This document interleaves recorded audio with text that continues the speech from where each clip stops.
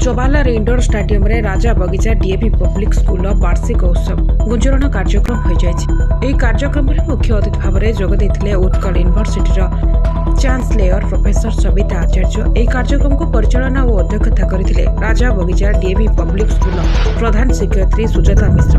उक्त उत्सव को आयोजन और सफल रूपायन देवा से विद्यालय शिक्षयित्री सरिता महांती समेत विद्यालय शिक्षक और शिक्षयित्री को सहयोग बहुत परिलक्षित हुए।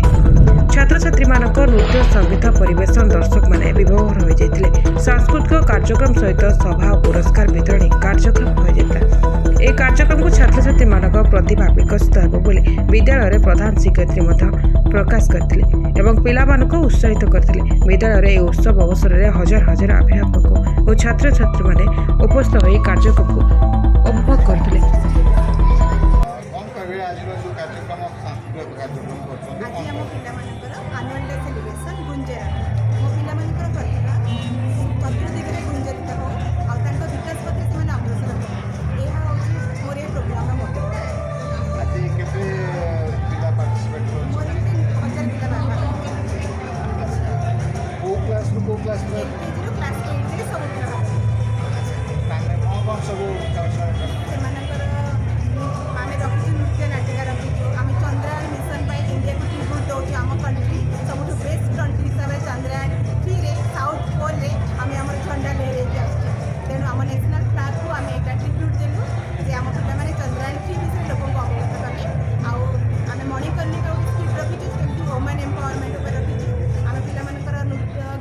कला संस्कृति सबुते आमर ओडिशा केमिति आगे ओडिया पई गोटे